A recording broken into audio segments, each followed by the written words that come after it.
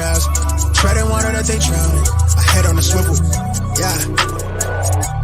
It's only really my surroundings.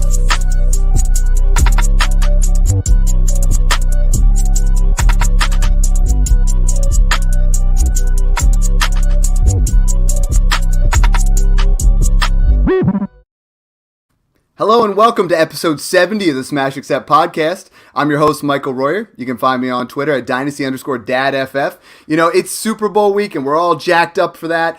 What I'm really thinking about right now is rookies, and today we're going to talk about how the Senior Bowl just wrapped out, 78 days until the NFL draft. I know that sounds like a long time, but that is really going to jump on us quickly, and our idea here at the Smash Accept podcast is to bring on the best rookie analysts that we can find, and the guys that are going to get you prepared for your rookie drafts, because that's how you make and break things in Dynasty. We're recording twice today because we get an opportunity to bring on someone just I couldn't pass up. He's senior fantasy analyst at FTN Network, 2020 Fantasy Sports Writers Association DFS Writer of the Year finalist, host of Fade the Chalk over at FTN Network, and so much more. I mean, welcome to the show. Super excited to have Derek Brown. How you doing? I'm excited to be here, man. I mean, look, just hopping off of getting finally back into Texas with the freeze, the travel issues and stuff like that, back from Senior Bowl with the eyes on all of these rookies all week, man. And you talk about all the things, I mean, I'm sitting here having to mute my phone right now because we got another show that's going live this week with me and my boy Ray G over at FTN Fantasy. It's a big week, dude. I'm excited to talk prospects. Dude, I'm excited for you, man. It's been about 18 months now since you've been full-time in the fantasy, like making that your career. Talk to me a little bit about that, that transition, moving into that, which is congratulations. And then talk to me a little bit about what you guys have going over there. I mean, I'm seeing things all the time from FTN Network. I mean, it's honestly my head spinning still. I can't believe that it's honestly been that long that I've been full-time in the industry for something that started as just a hobby, man. I mean, for everybody out there that doesn't know, I mean, I worked as a nurse, was a pediatric nurse for St. Jude for about 13 years before stepping into this full-time. And with it's been one pinch me moment after another, man. Like going in there to the Senior Bowl. I mean, I was out there, I was telling people, I was like, look, I feel like a noob because I was first time being there, and the entire week was nothing but pinch me moments. Being able to interview players, getting your eyes on practices, and the access to all these coaches, scouts, everything. I mean, Ray G put a video out the other day. We're all just kind of like trying not to shit our pants when Dan Marino walked past us. So yeah, like, I saw him on Twitter with Dan Marino. I'm like, yo, those are those kind of moments where those guys walk by and it's like surreal, right? It's crazy, man. I mean, just one of those times where you're just like, okay, this is real life. All right, let's go. Like, I'm excited, man. So the newness and all this stuff at FTN has not worn off for me. I'm still trying to do like everybody out here, whether you're part-time, whether you're doing this as a hobby. I'm grinding just like everybody else, man. I mean, look, nobody wants to get outworked, man. So whether it's the full season grind, whether it's now stepping into prospects, which now I'm diving through this class because, during the NFL season, I mean, we got to sleep sometime, right? I don't have the bandwidth to get into college, so as soon as the regular season kind of like tapers off, I turn on the tape, start getting into these prospects, getting into my dynasty rankings, which are live at FTN Fantasy, and really seeing, for the first time, going back through multiple years for these guys, like, what are my thoughts on the class? What are my thoughts on these prospects? And projecting them to the NFL. Yeah, and I'm so excited to have you on as our first guest talking about rookies. We have Travis May, Matt Waldman, Thor Nystrom, so many guys coming on here, and we're going to talk about different elements. But today what we're going to talk about is the Senior Bowl, and I know a lot of people that we've had on Katie Flowers, Chad Parsons in the past to talk about the Senior Bowl. Now, this was your first one, so talk to me a little bit about what you were looking for. Like, who are those guys you were excited to see? You saw them on tape, but being able to see them right up there, up close and personal, I mean, who are those guys for you that you wanted to see? So walking into the week, there was like a short list of players where I was like, all right, I really want to get a good eye on these cats. I want to see what they do on the field. I want to see them in one-on-ones. I want to see what I see on the field because, look, I watch a lot of film. Am I the best film grinder out there compared to like Matt Waldman and other people you just brought up? No. But the other thing that I try to do with watching the film and also comparing analytics and comparing like these guys' numbers over multiple seasons and looking at what these quarterbacks do during versus pressure, yards per route run, all these different metrics. I try to marry the two to give me like the clearest picture I can on all these players. And the guys walking into this week where I was like, all right, really, really want to put a finger on the pulse on how they performed this week. I really wanted to watch Carson Strong. A lot of the top receivers, so like Jalen Tolbert was somebody that I wanted to watch exclusively in one-on-ones, see how he matched up against higher competition, better corner play than what he saw at South Alabama. Dameon Pierce, Jerome Ford, and also a guy that, in talking about marrying the two parts or pieces here, and watching his film and comparing his numbers, because the numbers are not pretty, and I'm not going to sit here and sugarcoat those. And a guy that I walked out equally impressed after this week, Jeremy Ruckert, was a guy that I really wanted to watch all week, both in blocking drills, one-on-ones, and see what he did, because when I looked at the numbers on Ruckert, and I was like, okay, look at his yards per route run, look at his blocking, look at all these different things, I was like, I don't know how high I'm going to rank this guy. And then I turn on the film, and I'm like, damn, man, he looks smooth in and out of his breaks. He's good in pass protection. He's good in the run game. I mean, I think he's 3-down tight end. And seeing those things also continue into Senior Bowl week, definitely a lot of those guys both hurt and I think, both help themselves. And honestly, that's what you want to see. You want to see, does the film match what we're seeing in practice as well as with the numbers? I like that you say that, because a lot of people, they see something on Twitter, right? They see a great catch or a great throw, and all of a sudden, what we want to do is sometimes we want to just elevate that person because we're so excited for content. The other thing I see a lot of people do is you see a player and then we double count it, right? A guy who's, has elite speed, and then we see it on the field again, and they're like, hey, let's move him up again a little bit. So what we really want to do is just take a look at these guys. I think when it comes to the Senior Bowl, we know about in years past, we've seen the Cooper Kupps and the guys that have showed up on the radar. We saw what they had. There's a lot of guys like that where we want to kind of differentiate and compare them to the rest of the class, and even compare them to last year's class. And you're a dynasty player.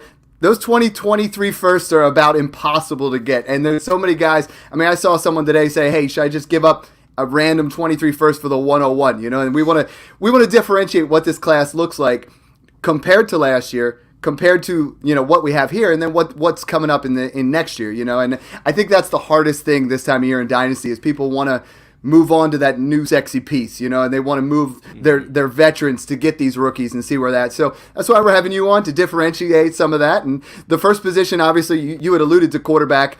And I heard Katie talking about this on Under the Helmet the other day. On average, over the past 25 years, only 2 quarterbacks get that second contract in the NFL. So we want to look at these guys and how many of these guys are guys that potentially have that second contract capability, guys that are going to be starters for a long time. And, the first one that everybody's talking about right now is Malik Willis from Liberty, and he's got a lot of first-round buzz, shows some of those physical upside tools that you have to be that, dual threat type quarterback. What did you see from him when you were down there? So turning on the film, honestly, Malik Willis was a hard player to project, to look at. Obviously the raw tools are there, but you look at Liberty, he was pressured like crazy. The offensive line was not good. You could see that from the first game that you watched with him at Liberty. And so seeing him at the Senior Bowl, not only, because walking into these practices and one-on-ones and things like that, these players are asked to do different things than they did in college. Now, whether that's less RPOs, whether that's running 7-on-7, 11-on-11, going through the progressions, and staying in the pocket more. Because, honestly, going through the quarterback reps all week, it's like you're watching how many of these guys are getting their progressions and throwing to the receivers and stuff like that. They're not getting hit in practice. So every time these guys take off running in one of these reps, you're just like, okay, well, that doesn't matter. The coaches don't care about that. I don't care about that. Nobody cares about the reps where you're running in practice. They want to see you go through progressions, make your throws. How are you doing on timing throws, as well as moving outside the pocket? So all these different reps, whether it's in the game at the Senior Bowl, and I honestly don't even care about the game because the game doesn't tell you as much in the stat lines. That's why I put it out there like, all right, Kenny Pickett did not have as good of a game as everybody hoped he did, even though he went, 6 for 6, 89 yards and a score, or 2 scores in the game. I don't care about that. That doesn't even weigh into everything that I saw at the Senior Bowl. And with these practices, especially somebody like Malik, looking at his film and seeing how the offense ran, whether it was RPOs and him getting through progressions or just a lot of first reads, I wanted to see, was he going to get to second reads, third reads in practices? How was he going to look throwing on the run? How is he going to look like standing in the pocket? And Malik was obviously a guy, like, I think on our rankings for the Senior Bowl, I think I had him at like QB2 or QB3, and he's QB1 walking out of the week for me. Yeah. And I think that if you're looking at somebody that separated themselves versus all the other quarterbacks there, and we could talk about Carson Strong, we talk about Sam Howell, Kenny Pickett, all the rest of them, I think Malik Willis definitely showed me something this week in practices. You saw the raw traits. Again, you talked about it from the hop. We don't want to double count those. We knew Malik Willis is going to be a freaking like athletic wonder boy, like a stud walking into this. So seeing him hit the second gear in the open field and juke a dude doesn't do shit for me. Like, I don't care about that. We knew that walking into the week. But watching him roll outside the pocket, hitting guys on out routes, 10 to 15 yard accuracy, as well as down the field, yeah, I really liked what I saw from Malik Willis walking out of Senior Bowl week, and a guy that looked really comfortable in the pocket and showed me more than I think the other quarterbacks, and definitely helped himself. What I'm seeing a lot of is, there's a lot of lazy analysis on Twitter, Lamar Jackson light. What I saw and what I've been doing a lot of research and hearing people saying is a lot more like Jalen Hurts. You have a lot more where he sometimes struggles with the progression, sometimes holds on to the ball, but that upside is there, right? That rushing upside that we love in fantasy, 400, 500, 600 yards rushing, maybe 40, 50 yards. You want that nice 5 to 6 fantasy points added to your team, having that rushing ability. Is he a guy that you think can come in and start day one, or a guy who would seriously benefit from having a little bit of time to season in the NFL coming from Liberty? I think he needs some seasoning. I think that he needs to sit. Now, how, you hear the debate constantly, and we don't see quarterbacks sit as long as they used to walking into the NFL. A lot of these guys are thrust into starters chairs from day one in the NFL, and you can make cases for both of it. But I think that a lot of these guys walking into the NFL and these high draft picks are going to bad teams. They're going to bad teams. They're going to teams with bad offensive lines. And if these coaches are one and done, or they go through multiple different, obviously, if you heard John Mara come out and talk about Daniel Jones, he basically said, we've done everything we possibly can to screw this kid up over. But that's honestly the story for a lot of rookie quarterbacks. Yeah. That's honestly the story for a lot of young quarterbacks. They don't all walk into a Patrick Mahomes, Carr, right? Yeah, exactly. What kind of career would David Carr have had if he didn't get the shit beat out of him the first few years behind the Houston offensive line? So I think Malik is a player that I think he can do with sitting. I think that if he is going to be thrust into a starter's chair from day one, obviously you want to see him eased into that. More of a run-balanced offense, an offense that's going to consider and accentuate his strengths, what he does well. Obviously, a large part of that's going to be using his legs and acclimating to the NFL. So, I think he does need to sit. Now, whether that happens, we'll see. It depends on where he goes and the offensive system put around him, and honestly, what other quarterbacks are in the room. Because if he goes to somewhere like Washington or do I see him starting from day one? Yeah, they know what they have in Heineke. He probably could beat him out in camp. That wouldn't surprise or shock me at all. But if he goes to somewhere else, the talk all week at Senior Bowl, and I know you've heard it, everybody's heard it, was Pittsburgh. Whether that happens or not, that's another place where I could see him sitting for a certain amount of time. Can that team win some games with Mason Rudolph? As terrible as he is, can they win some games with Mason Rudolph with the defense and their running game and all those different factors? Sure. So, I don't hate that landing spot for Malik Willis, but he's a guy that I do think that could benefit from sitting a few games before getting into being the starting quarterback. I love it. And Willis has moved up to my QB1 as well. Another guy that people had as the QB1, going into it. Another guy at the Senior Bowl, Sam Howell from North Carolina. A lot of people had him up there, and the way leadership skills very similar to what Baker Mayfield had in the past. Before we were talking about, before last offseason, Sam Howell was way up there, kind of came back down. Is he who you have as your QB2 in this class, or who do you have 2 and 3? And talk to me a little bit about how he looked in the Senior Bowl. So I'm still finalizing the ranks. I mean, a lot of these quarterbacks, I've only watched the guys at the Senior Bowl so far. So I'm still like, I just dove into Matt Corral's stats, his tape last night. I'm only about 2-3 games into him. A lot of these guys, and depending on some of this is how much film is out there, because I don't have access to all 22 and things like that. So, getting your hands on as much film as you possibly can for these guys.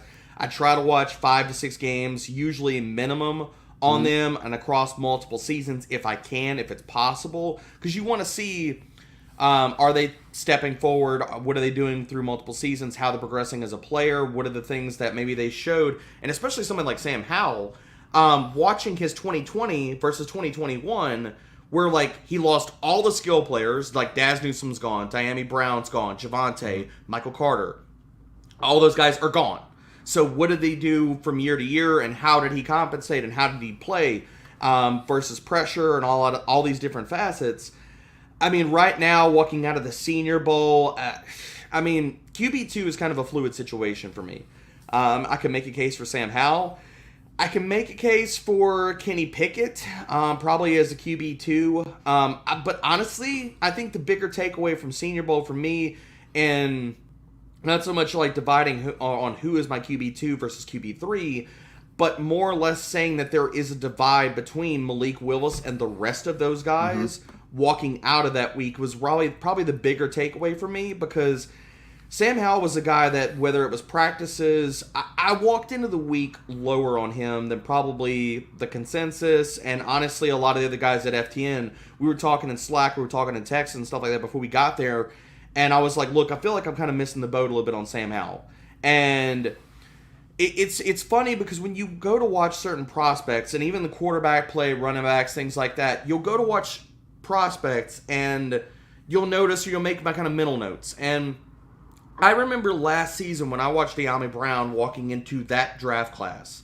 And I was watching the throws, I was watching everything, and I was like, maybe I'm missing something here, man, but I'm not that wowed by Sam Howell, or at least my first takeaway and impression was he's good, he's not great. Right. And going through Senior Bowl practices, watching these guys in the rain, watching their leadership skills, and honestly just the entire aura around them, I walked out of Senior Bowl week less than impressed with Sam Howell. Like, if this is the guy you were going to turn your franchise over, hand him the keys, him to be the leader moving forward, and honestly a guy that's still going to go in the first round, I wasn't that impressed with Sam Howell. I think that he's a good quarterback. I think that what he showed, all the rushing stats that he put up last season for UNC, I think is notable. Do I think that he is going to be a rushing, per se, quarterback in the NFL? No, I don't think that's going to be a massive part of his game. Can he get you 300, 400 yards on the ground and there be another feather in his cap to put him over the top or add to his floor and his ceiling on a weekly basis? Sure. Is he going to be a guy that we're talking about, okay, I mean, holy crap, he's rushing for 700 yards on a yearly basis? No, I don't see that is going to be a massive part of his game stepping into the NFL, where everybody's an uber athlete, everybody's an elite player, and they're either going to be able to chase him down, they're going to be able to tackle him better than what he saw in the ACC. So I like Sam Howell. I don't love him. I definitely think that he's going to fall in that next tier of players for me, and he's not going to be my QB1. He wasn't walking into Senior Bowl week, and he's not going to be walking out of it. Yeah, and I think the biggest thing that I take away from that, because I have a lot of people reaching out there like, hey, Dad, I really need a quarterback in this draft. What should I do? And I'm like, to me, I don't think any of them rank. We've been blessed the last couple of years. If you didn't get your super flex quarterback the last 2 years, where we had Burrow, Tua, Herbert, Hurts, and then this past year the Big Five, I mean, those were the times to get your quarterbacks. I feel like all of them fall behind the five that came out last year, clearly, in my book. Yeah, I mean, I talked about this out on Twitter the other day. My boy Jesse Reeves put out an interesting tweet about quarterbacks and if you have high picks and rookie drafts and stuff. And I continually preach this. You're not going to get a cheaper access point to quarterbacks in Superflex Dynasty than rookie drafts or startup drafts. It is what it is, man. Yeah. You do not walk into Dynasty saying, I'm going to go trade for a quarterback at Superflex. Good luck. It doesn't work out well, man. Yeah. So even though I'm not high on Sam Howell, I'm not that high on Kenny Pickett, Am I like just totally crapping on them and saying that they're going to be terrible NFL players? No. Do I think that they're going to be possible difference makers, top 10, top 8 options in the quarterback position next year, the year after that, in a 2 to 3 year window? I'm a little bit lower on the possibility and the range of outcomes of that happening. But in saying all of that, if they get first round draft equity in Dynasty, you need to be drafting these guys because they are going to have the availability to start. They are going to accrue value based off of that walking into multiple seasons. And, I mean, how many times do we got to see this, man? Like, every single year, one of these quarterbacks, at least one of them, maybe 2 of them, are not sexy picks. And you can go back through multiple seasons, and they gain equity. So even if you're Josh Allen high, was that. Josh Allen was going. Allen. I got him. I'm a Bills fan. 2 guys that come to mind for me are Mac Jones, who you could get late in first round, and even super. I even got early seconds. Yeah, you could easily get him. And now, what are you? If you were to put him on the block right now in Dynasty and Superflex, you're going to get more back than what you paid for him in your rookie drafts. And the guy that honestly, like, same idea, but he's gone to another stratosphere. Like, in my rankings over at FTM Fantasy, I think he's a top 5 quarterback right now, and people were not that high. There was not a ton of buzz, and everybody was like falling over themselves to draft Justin Herbert, but now we love him. Yeah. Over 5,000 passing yards. Dude was balling out all damn year and showed us another level. Yeah. So it's like, even it happens if you every aren't year. Massive on these guys, they can accrue value based off of where you're getting them in rookie drafts. And a lot of times in startups and rookie drafts, just take the unsexy guy. Like, if they get first round draft equity, they're going to get opportunities. Now, when you get outside of that first round draft equity, and I'm talking about first round in the NFL draft, you get these second round guys. I'm much lower on that, because if you just look at hit rates over multiple seasons, the guys that actually really, honestly, it falls off the table. Even if you talk about like guys going at the end of the first round, the hit rate of those guys being difference makers or multiple season starters, hell, even like we talked about from the hop, getting second contracts in the NFL is extremely low compared to guys that are drafted inside the top 10. But you get to the second round guys. So guys we're talking about at Senior Bowl, like maybe Carson Strong goes in the second round. Desmond Ridder, good Lord, he's been mocked in the first round by a lot of different people that have much larger follow accounts than I do. I do not see Desmond Ridder as a first-round talent. Do not see him as a first-round talent. Yeah. If he goes in the second round, I'm definitely lower on him, but will it take shots in rookie drafts? Yeah, but I think it's just all to say that if they go in the first round, scoop them up in your rookie drafts. Like, they're going to accrue equity for you, especially in Superflex formats.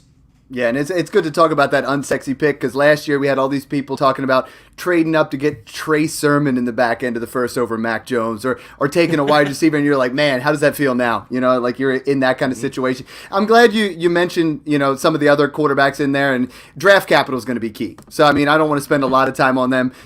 You know, I'm interested to see what Strong does. I think Pickett doesn't have that super high ceiling, but I think he could be a nice, steady quarterback for your Superflex teams. You know, and Ridder, from what I saw, I mean, he looked pretty frail. You know, he was looking like a guy that just didn't have that same kind of, not frail, but that same build you're looking honestly, for. That's not. I'm not. I mean, frail. We might be using the wrong word there, but honestly, like, to your point, at Senior Bowl week, for a guy that as tall as he is, he honestly looked really skinny. Yeah. He looked really skinny. And for a guy that we think that rushing is going to be part of his game transitioning to the NFL, you know, it gives you a little bit of the heebie-jeebies where you're like, ooh, that dude in the open field getting smacked by a linebacker is not great. But there is one other point that I want to get in here since we're on the quarterbacks. And I talked about Carson Strong at the beginning of the show, and my thoughts going into the Senior Bowl week. I was actually really, really high on Strong. And entering the week, because he was a guy that, yes, we know all the mobility, we know the knee injury history and things like that. It's out there. He wasn't wearing the knee brace at Senior Bowl. He looked fluid in the pocket. I'm not expecting him to be a rushing quarterback. Nobody is. But he looked like he had enough serviceable mobility to where if you get him behind a decent offensive line, that wasn't going to be a huge, huge concern. But one of the feathers in his cap, and I'm still seeing it out on Twitter, and you see highlights, and you see all these different things, and one thing I did not see at the Senior Bowl this massive arm of his. Yeah. I did not see that translate. And for somebody that I watched the film and I was like, all right, he's making the throws. Oh, damn, there's a downfield throw. He just thread the needle. You know, looking at Senior Bowl practices, and there's multiple clips. If you go through all 22 for Senior Bowl practices, and I threw a few of those out there, and he showed this in the game as well. In the 10 to 15 yard radius, can he gun it? Does he have enough arm strength to get it in there? And does he show extra velocity on those throws? Yes. But once you get past 25, 30 yards, 40 yards down the field, there were some looping throws at Senior Bowl practice. I put a few of those out there. And then not only that, you marry that with, there's some tweets on my timeline from Zebra Technologies talking about average ball speed, wind speed, and basically the velocity on his throws. And you were looking at, okay, one of the feathers in his cap going into the NFL is supposed to be this massive like bazooka, this howitzer arm that he's supposed to have, because he's not mobile. So really, that's how he's going to make his bread and butter in the NFL. This supposed arm strength that he has. I'm not saying that he has a weak arm, but if you're looking at him and saying he can make all the damn throws, he has a massive arm strength, like you're going to put this guy on another plane, like is he on the same tier as Malik Willis from arm strength? You look at all the different metrics on ball speed and velocity at the Senior Bowl, as well as the game film and practice film, and you still see these takes out on Twitter. I didn't see it. I really didn't see it. Whenever you're asking this guy to sit here and go farther down the field, and is he going to make 30-yard throws like 15 times a game? No. But for a guy that is talked about, that is one of his big intangibles, his assets, walking into the NFL, I think we need to pump the brakes on that. I really, really do. Because 10 to 15 yards, yeah, he can do it. He can fit into tight windows. You go farther than that, and you look at not only the numbers, but what he did at practice, I walked away less than impressed on Carson Strong, like marrying the film and what he did at Senior Bowl. So he definitely is somebody that dropped in my rankings. Yeah, and that's what I'm hearing. I mean, like I said, I was listening under the helmet, and Katie was down there, and she said the exact same thing. You know, those deep throws, they weren't tight, they were wobbly. You know, they weren't on a line, they were lobbed. I mean, it just wasn't what she was expecting as well. And it's like, no. You know, that's the thing where what you said is you want it to marry, right? You want to see that game film marry with what you see, you know, with your eye when you're down there. I'm moving on to the running back position. You know, there is no Jonathan Taylor. There is no, you know, even Najee Harris type players. But there's some guys that I absolutely love. They're not seniors. You know, I mean, Breece Hall, Isaiah Spiller, Kenneth Walker. I mean, there's some nice running backs here. Who was the guy, before we get into them, who was the guy that stood out to you at the Senior Bowl as a running back who's moving up your boards? I mean, look, and I'm not biased because I had a chance to interview the dude, to talk to him. And by the way, he is awesome. Awesome guy to talk to. Super nice, man. When I asked him for a minute of his time, he said, you get all the minutes, man. Until I walk away from here, it's all you, baby. That's awesome. Dameon Pierce, man. Yeah. Fantastic guy to talk to.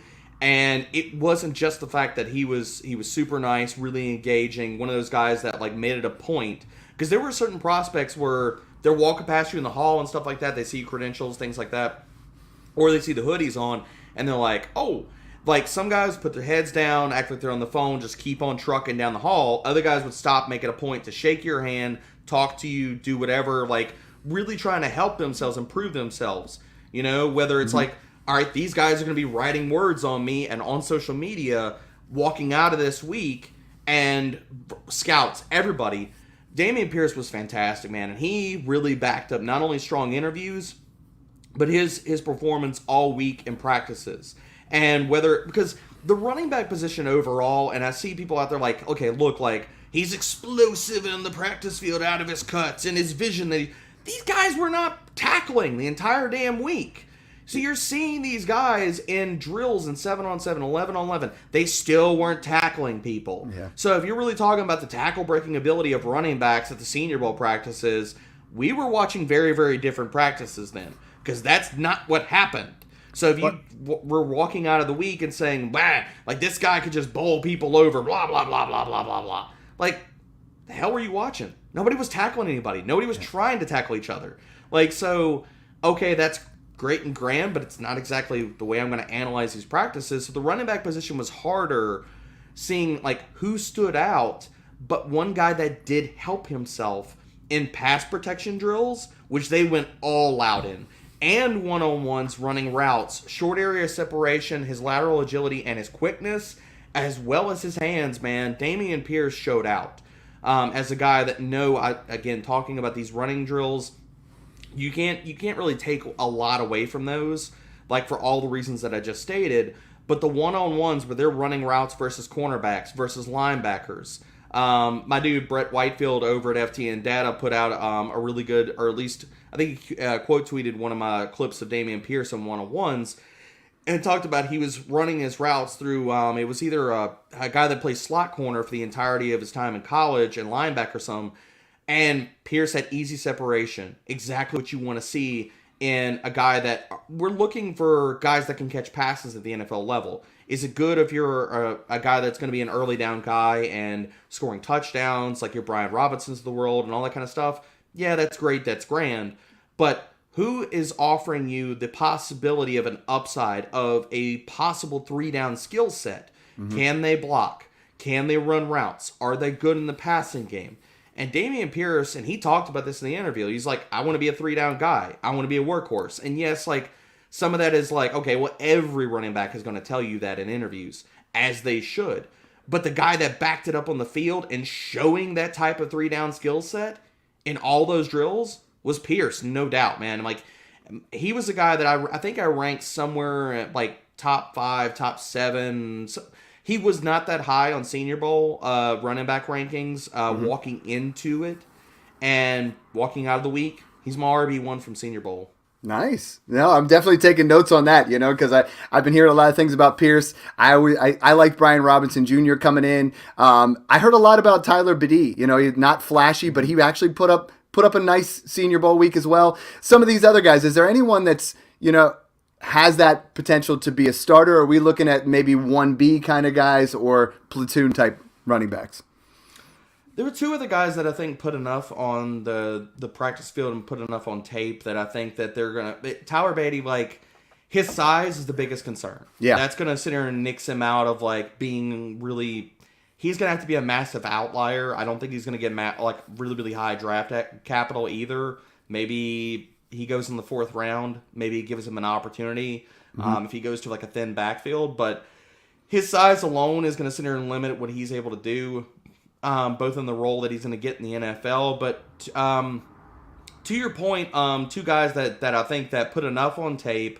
A guy that we didn't get to see a ton of, but I think that he has got the skill set, he's got the burners, he's got the agility. Jerome Ford was somebody that I wanted to see more at the Senior Bowl.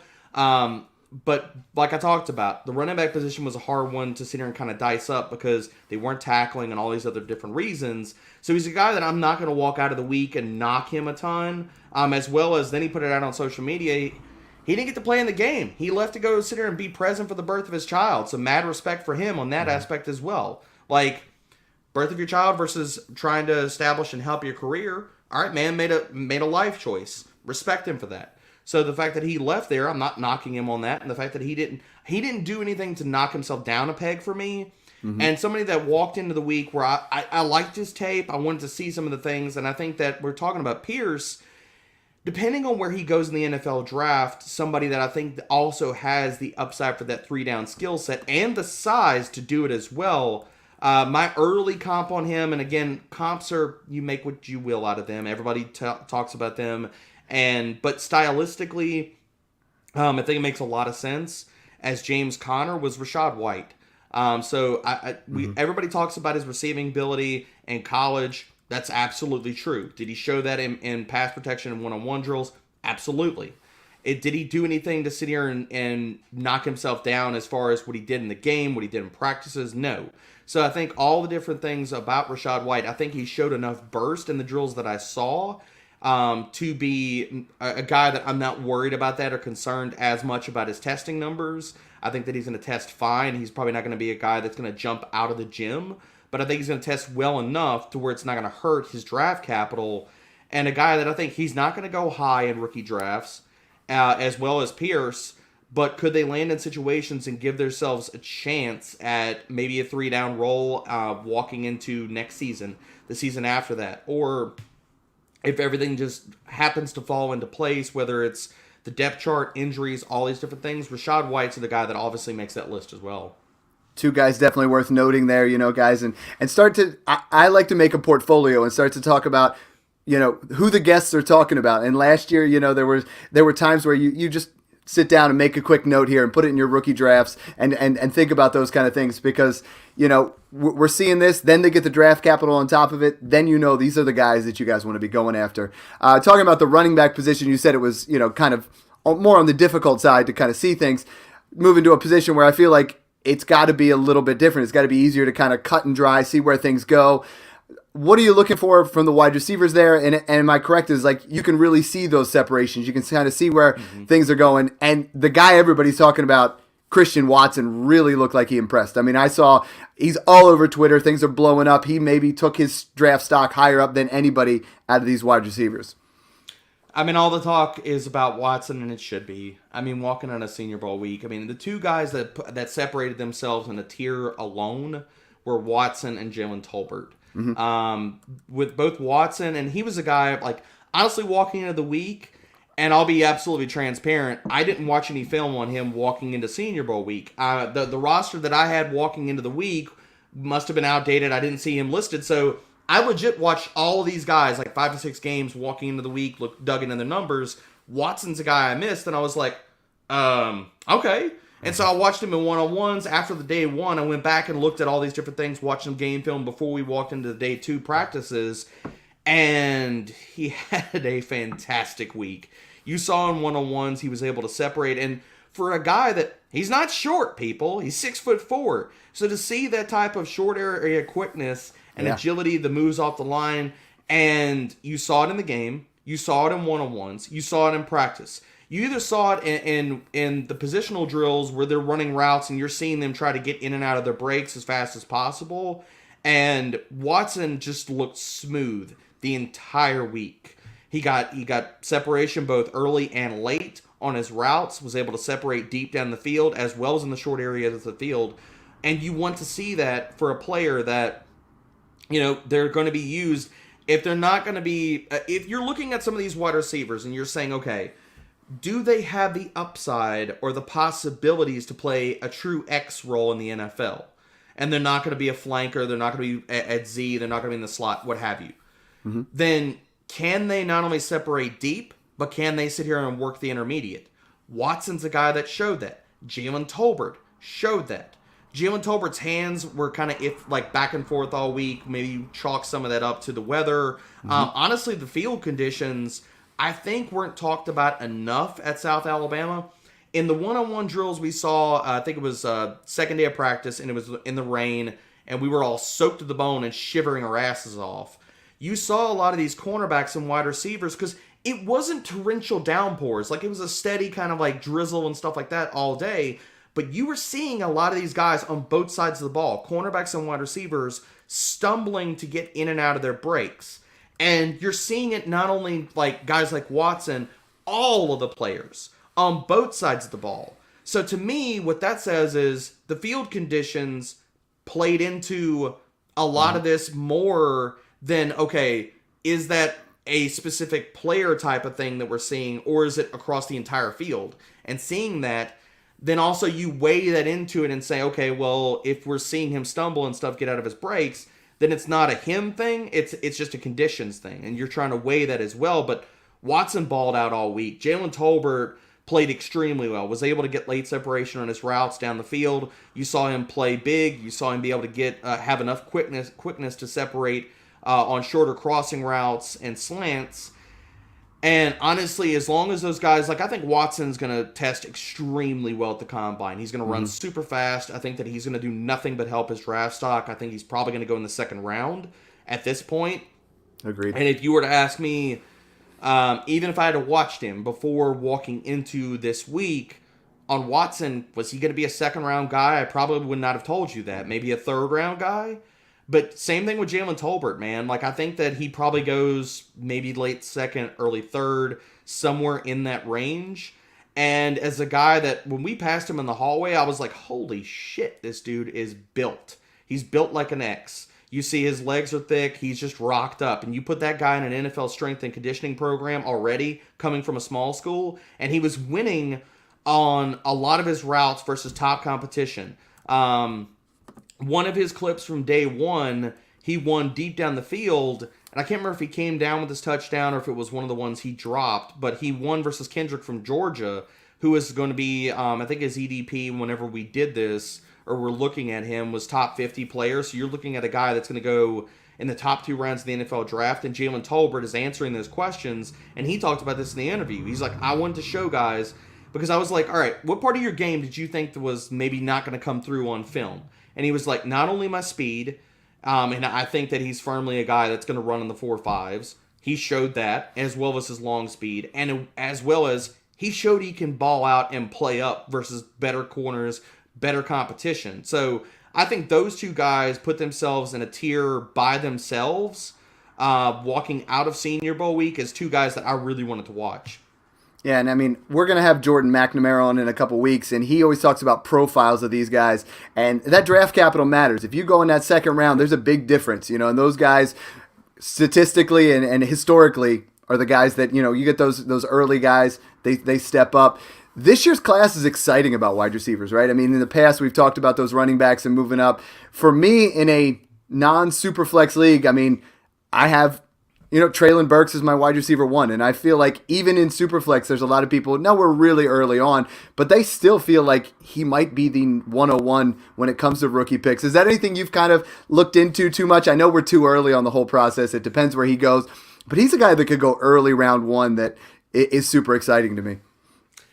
I honestly, I haven't gotten to Burks' tape yet. So he's one of the guys that, and really starting at the top of this class and stuff, one of the guys that I'm eager to watch and stuff, because of everything I've heard, as well as some of the good, some of the, I'm not going to say bad, but you're looking at range of outcomes. And I never talk about what players can't do, but I'll talk about what they can do and how that translates to the NFL. Mm-hmm. And then also any of their, I don't like to phrase it as shortcomings, but areas that they can improve in their game, or they're going to have to hone to sit here and, whether it's to maximize their floor as well as their ceiling as an NFL player. Mm-hmm. There's a lot of facets to Burke's game that are going to be interesting when I get to him. Now, I mean, still, if you're talking about Superflex, it's going to be hard not to sit here and take a quarterback at 101. I always even do. At that aspect, man. And looking for difference makers. I mean, right now I'm early in the process, but I mean, it's going to be really hard for me to pass on somebody like Malik Willis at 101, at least as of right now. Yeah, and I figured we'd just get that out there. I mean, we want to start looking at some of these guys and moving forward and getting excited about these rookies. Going from exciting to one of the not so exciting positions. Both teams came in with 5 tight ends. Trey McBride, to me, clearly is the tight end 1 here. But did anyone talk to me a little bit about what you saw from him? Because I feel like he's one of those guys that, no matter who was the tight end 1 this year coming in, they're like, well, he's not Kyle Pitts. Guess what? Nobody is. No one's looked like that coming out. But what kind of ceiling does Trey McBride have coming out of Colorado State? I think McBride, a lot of it's going to be tied to where does he go in the NFL draft. And when we get closer to that situation, I mean, a lot of tight ends don't get drafted high. And the ones that do get drafted in the first and second round, it's not a massive bump to their draft stock. How many guys do we see on a yearly basis that are drafted? I mean, even if you look at the top of dynasty ranks right now, you look at Travis Kelce, you look at Mark Andrews, you look at George Kittle, all these guys are going 3rd round of the NFL draft. So any one of these tight ends not getting 1st round equity, 2nd round equity, I mean, we have to look and dig into the numbers. You look at their yards per route run, look at what they put up on film, look at the competition they played, and also looking at the film, and are they guys that you're not going to pigeonhole them into, because there was a lot of them. You're looking at Kohler, you're looking at Turner, you're looking at a lot of these tight ends, Calcaterra, that played more slot, played more outside, that are going to, honestly, that are going to have a harder transition to the NFL, even maybe Isaiah Likely, than somebody like Trey McBride, or other tight ends like a Jeremy Ruckert, that can play inline a ton, that can block really well. And I'm not saying that they don't have that, like looking at Kohler and all these other tight ends, they don't have that part of their game. But were they asked to do that in college, and is it more of a projection that looking at them through an NFL lens? Because is it going to be harder for them to cement themselves if they don't land into a perfect situation where they are going to be in that move tight end role? And we don't see NFL head coaches, GMs, people like try to like basically, sticking around peg in a square hole, or at least trying to, and saying, okay, well, to get on the NFL field, you're going to have to be an inline guy from day one. And if they suck at their blocking, are they going to get pushed down a depth chart? Or are we going to see them end up with... We always talk about it takes tight ends more time to sit here and acclimate to the NFL, produce for us in fantasy. And a lot of different times, I'm taking the value guys over somebody like... McBride's getting a lot of steam right now. Mm-hmm. And it's deserving, man. He played well in the Senior Bowl practices. Everybody can point to the one... I think it was the one clip where it was him and... It was either Ritter or Pickett was under center and threw him a contested ball, and he just manhandled somebody and came down with it. Yeah, that's part of his game, man. And he was extremely talented, but there were other guys, like I talked about, Jeremy Ruckert, who you look at, like the Jets were there, they need a tight end. Can they sit here and take Ruckert in round 3, round 4, and he walk into, possibly with a thinner depth chart, a starting job maybe week 1? Possible. So it's not that I don't like McBride, and I really liked everything I saw from him at Senior Bowl. He played really well, both in one-on-ones, all the pass routes that I saw him, both in practices as well as some of the game tape. So I think the steam is well deserved, but this tight end class overall, and honestly, like how I'm approaching the tight end position in Dynasty in general, that's fine. I'm not going to sit here and pay up for a lot of these tight ends in rookie drafts unless you're talking about somebody like maybe Kyle Pitts, who's a generational guy. He played basically wide receiver in his first season versus these other guys that are going to play inline. And unless they walk into, and it's really, really thin, that they're going to walk into even 80-plus targets in their rookie seasons. Give me a lot of the value guys that if they get top 3 round equity, can they produce maybe in year 2, year 3?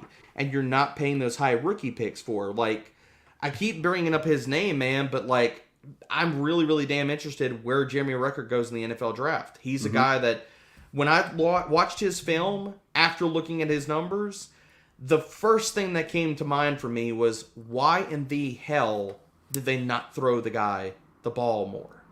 Like, looking at him as both as a receiver and how smooth he was, strong hands, in and out of his breaks, like, that was my first takeaway with Ruckert's film. I was like, this guy should have been featured in the passing game. He should have walked away with a far better collegiate career, and I think he's going to be a guy that has a better pro career and a better NFL career than what we saw him put up on tape at Ohio State.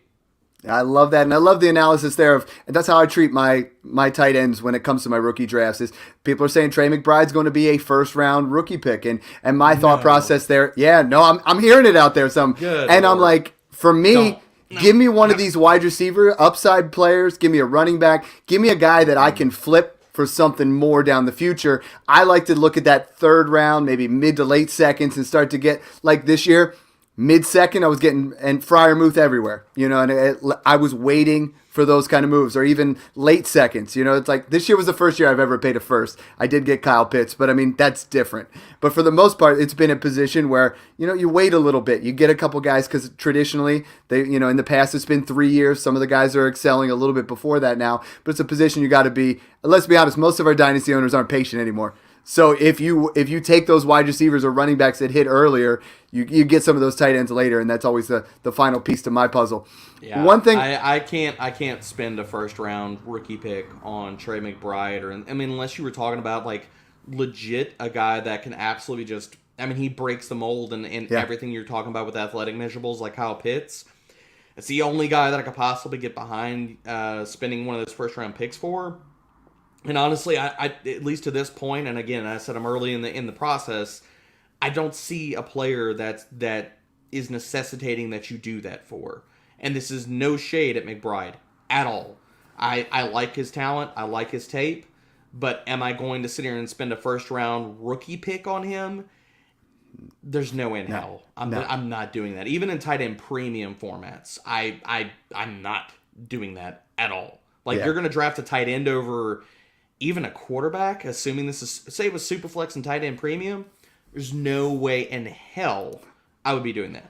No, I feel you completely there, you know, and I really love talking rookies with you, and I can tell, like, you're one of those dynasty minds that we'd love to have on again and talk about some of these things, you know, bring Mung in and kind of dissect some of these things, because I feel like, you know, we have a similar mindset. One thing I'm trying to ask all of our guests in the upcoming months is talk to me a little bit about how hyped everybody on Twitter is, how everybody is on those 2023 firsts, and talk to me about your philosophy on it, because I'm seeing things like, let's sell proven studs right now for a 2023 first. And I talk about insulated trades all the time. Like, if I'm trading a Dalvin Cook and trying to get one of those picks, I want a Michael Carter plus that pick. I want an upside running back that I really like. But people right now, I'm seeing trades. I mean, I'm answering hundreds of trades a week. I mean, that's my thing. And I'm seeing, like, Dalvin Cook straight up for a 2023 first. I'm seeing Cooper Kupp straight up for 2023 first. And I'm like, No. guys, that's not till next year. You know, like, relax. But I'm excited about the class. We all are. It feels like 2020 over again. So if you can load up on them picks, do it. But what's your thought process on the whole thing? This is the time of the year where you should not be trading for picks. Like, this is a terrible time to trade for picks. You don't trade for picks right now. Even if you're trying to get in on the 2023 class, you're trying to get on the 2022 class. If you're going to trade for picks, you wait until the rookie draft is actually happening. And then maybe, depending on how the draft goes, somebody gets sniped. Or they're like dead set like, all right, I got the 105. I really want Malik Willis. I really want one of these guys to drop to me. Mm-hmm. And they don't get the player that they love. Some people will be like, fine, I'll trade back. I'll trade out of it. I'll trade a proven assets. Things like that. That's when you make the move for this year's picks. Because if you try to go out there and acquire them right now in any of your dynasty trades, good luck. You're going to be chopping off a body part. You're going to be, honestly, you're going to be spending up and more than you should be for a lot of these picks. Because this is the time of year where it's all rookie fever. It's all pick fever. It's all about the NFL draft. The time where you make those moves, and even if you're talking about, and this translates over to 2023, there's a certain amount of, like, just rookie pick fever in general. Like, yes, it can be about this class, but people also can take that and translate that to next year and say, okay, I'm really hyped, or I'm down on this class. I'm really, really hyped on the next class. It all just comes down to, this is a terrible time of the year to trade for rookie picks just in general, period. Whether it doesn't matter what year you're going at, unless maybe you're going after 2024. But honestly, the time where you make those moves, if you're late to the ball game, if you're saying, well, shit, I should have traded for all this, wait until your draft is actually ongoing, and maybe you get somebody that gets into a spot and they're like, there's nobody I love here. Maybe I trade back. Maybe I trade out of the draft. Maybe I have a win now team, and your team is obviously like maybe a rebuild or what have you, or you get a guy where you're much higher than the rest of your league on them, because we all have differing opinions and we all analyze rookies in a very different fashion. So maybe your ranks are very different than the rest of your league, or just that person that's on the clock. If you're going to try to trade for 2023 picks, the move is not right now. No. You wait until the NFL season. You can but we're all so excited, right? That's the thing is, Mung and I talk about it all the time. There is a dynasty blueprint. It is a cyclical thing. Every year you can buy veterans cheap, like right now. I mean, I'm seeing DeAndre Hopkins getting traded for second round picks, you know, and I'm just like, yeah, if you're in a win now, like, you should be super excited at some of the values you can get with some of your rookie picks, you know, but don't. And the other thing we say all the time is, don't trade those rookie picks until we get to draft day, right? Because then sometimes on the flip side of what you're saying, we get to the 106 and someone's like, oh, my guy's still there. I'm going to pay up to move into that spot, you know? So it's like, it's not the time to go buy those picks right now. And they are going to cost you an arm and a leg. But we all get excited about it, right? It's like, we know we shouldn't buy. It's FOMO, man. Yes. Everybody's like, well, I want in on the rookie right. fever. Like, I gotta get it. It's like, no, you're following the tidal wave. You don't need to do that. And we all want those new cars when our cars are reliable and they're getting us to work every day and they're nice. But we want that new car, right? We want that flashy new hotness every single year. Well, even if you're going for the 2023 class, you wait until the NFL season kicks off, and then you either ship off like veterans in season, try to get those picks, or you're trying to make moves where you're acquiring those picks like, say it's week 4, week 5. After some of these teams have started off like 5-0, 4-0, what have you, and they're looking at, okay, do I have legitimate shot at the title this year? You go poaching those teams, and you go knock on the door and say, all right, look, you're crushing people. You're 5-0. I know you want to go for the title. We all want to go for titles because in Dynasty, it's a very big marriage of not only having a damn squad built, but also there's a certain amount of like health, who other players that you have on your squad, and even working waivers. Like all your running backs go down, but you had James Conner just sitting there, and all of a sudden he's an RB1 for multiple weeks. Getting Dynasty like fantasy championships is not like, I'm not going to say it's luck, but you also have, the stars have to align. Because you can have a damn amazing win now squad that could totally get decimated, and teams can shake out far differently than when you thought about it going into the season. Like, I had multiple squads where it was like I was stacked at wide receiver. Whether you had like Michael Thomas, Calvin Ridley walking into the season, and you're like, let's go, baby. Like, I got like 2 top 15 wide receivers, gonna have a fantastic year. I'm all win now. And then, nope. They're not carrying your team. Yeah. And so how the seasons play out also can factor into what teams are doing and what they're thinking. So getting 2023 picks, you need to wait until the NFL season kicks off. I would not be making any moves right now unless you're getting, honestly, I'm not going to say a fair trade, but one where you're not getting gouged, which good luck, like I said. But honestly, the move is to not bite into trying to chase the dragon right now and just let things play out. Wait until your rookie drafts, wait until next year's NFL season, both to get access to these rookies right now and rookies walking into next year's draft class. I love it. That's been a fantastic time, like getting to chop it up with you and hear about the Senior Bowl and talk about it. Before we close, why don't you tell everybody where they can find you and some exciting stuff that you guys have coming up over there? Yeah, man, we got all kinds of new stuff dropping at FTN. I'm going to be getting into my prospect write-ups. And like I talked about at the beginning of the show, man, brand new podcast that is live right now on iTunes. It's going to be live probably later today on Spotify, all the different venues where you can consume podcast content. So if you're listening to the sound of my voice, go hit the subscribe button right now on iTunes. Ray GQ and myself are launching a new podcast for FTN. It's going to be the FTN Fantasy Football Podcast. I know original names notwithstanding, but this is going to be awesome, man. For a guy that I have respected his work for multiple years, and I count it as a blessing that I get to work with him on a daily basis and doing this show. I mean, there are a lot of shows out there in the space, in the fantasy space, whether it's Dynasty and what have you, where you hear a lot of, okay, we're going to hold hands, we're going to sit here and we're going to agree the entire damn show, and it's going to be all kumbaya, and it's going to be great things, and we're going to hug it out. I'm not saying that we're not going to agree on some prospects or some players and our takes and stuff like that, but you are also going to hear the real, you're going to hear fire, you are going to hear us very passionately talking about all these different players, and sometimes we're going to agree, and sometimes we're going to fight.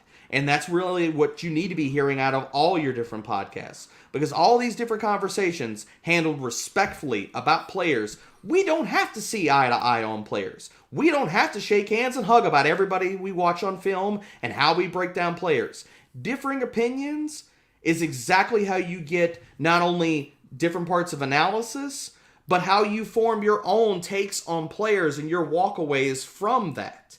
So hearing differing opinions on guys, that's what we need to be encouraging, these type of debates, and that's what you're going to get out of this show from me and Ray.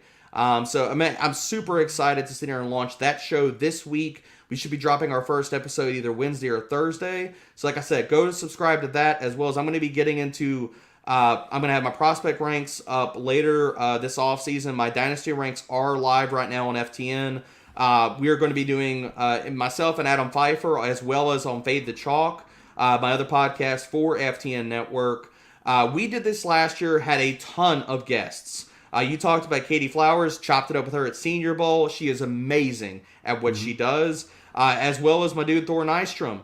We're going to have all kinds of awesome guests walking into the offseason, breaking down, and we do these singular episodes going deep on prospects. So you'll see those start populating in your podcast feed, so subscribe to Fade the Chalk as well, man. But thank you for having me. This was fantastic. Love being able to talk rookies, as well as all the Senior Bowl action, because just because the game already happened doesn't mean that we still don't have takeaways about these players and ways that we can attack this in Dynasty and rookie drafts moving forward. So really appreciate the time. Yeah, definitely going to check out both those podcasts. You know, I mean, Ray's a guy that we would love to have on. We've been talking to, and it's like you guys are killing it over there. And the two of you guys together sounds like an absolute fire podcast. So guys, make sure you check that out. Continue to consume all that rookie information, you know, bring all that in. We're going to continue to give you guys the best possible content we can for the rookies with experts like Derek. So thanks again for tuning in and enjoy the process.